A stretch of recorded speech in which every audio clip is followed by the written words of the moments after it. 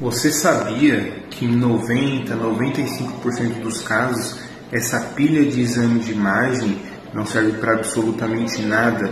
Esses exames de imagem foi de um paciente que eu atendi hoje pela manhã, que ele veio com uma queixa de dor na coluna, especificamente na coluna. E esses exames de imagem não mostram a causa da dor, eles sim mostram diversas alterações que fazem parte do processo de envelhecimento, mas nenhuma delas justificam aquela dor específica dele na coluna.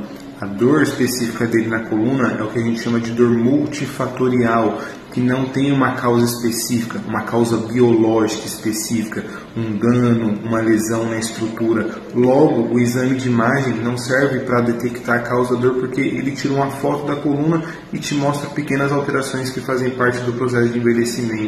O exame de imagem, isso você precisa colocar na sua cabeça, ele não é o protagonista para fazer um diagnóstico, ele é sempre coadjuvante, ele sempre precisa ser associado com o exame físico da coluna do paciente. Então, ao passar por uma triagem, ao fazer um exame físico com testes específicos, com teste de movimento, enfim, diversos testes para a gente avaliar a coluna do paciente, confirmar ou descartar hipóteses, aí sim o diagnóstico, dependendo da suspeita, o exame de imagem pode nos ajudar, pode nos auxiliar a bater o martelo e falar, beleza, é isso daqui que está causando a dor do paciente, ele tem um problema X ou Y. Então o diagnóstico, você simplesmente fazer um exame de imagem e dar um diagnóstico, rotular o paciente baseado naquilo que você achou sem fazer uma avaliação física, é um erro.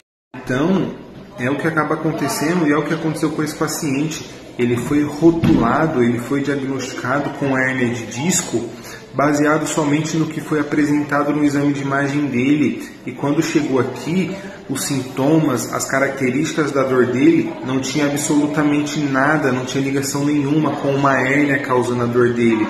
Ou seja, era distorcido, aquele exame de imagem mostrava somente que ele estava envelhecendo, somente que tinha aquela hérnia como parte do processo natural de envelhecimento, mas ela não estava causando a dor porque os sintomas eram totalmente diferentes. Ele não tinha dormência, não tinha formigamento, não tinha perda de força, não tinha sintomas neurológicos que são característicos de uma hérnia de disco sintomática. Então ele se enquadra num processo natural de envelhecimento, onde a hérnia está aparecendo ali simplesmente como uma ruga ou um cabelo branco natural. E o exame de imagem, ele acaba trazendo o que a gente chama de iatrogenia, que é um efeito prejudicial à saúde, ou seja, algo que era para fazer bem, que era para ajudar o paciente, acaba trazendo malefícios, porque o paciente acaba tendo várias crenças, acaba modificando a forma com que se comporta.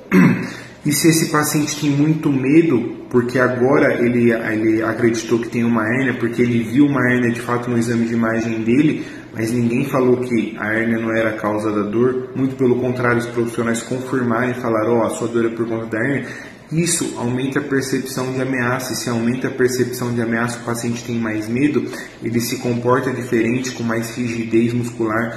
O medo naturalmente interfere na parte locomotora, porque interfere no sistema da amígdala, de luta ou fuga, então acaba modificando o sistema simpático, responsável pela contração muscular. Então acaba interferindo nesse sistema de luta ou fuga, no sistema simpático de contração involuntária dos músculos do paciente. Por conta desse excesso de medo tem maior contração, maior rigidez e ele nem percebe. O sistema sensitivo dele, os nervos periféricos, ficam mais sensibilizados. Então olha como um exame, quando não é necessário, ele não é neutro, ele traz problemas secundários, ele traz essa iatrogenia, ele traz malefícios na saúde do paciente.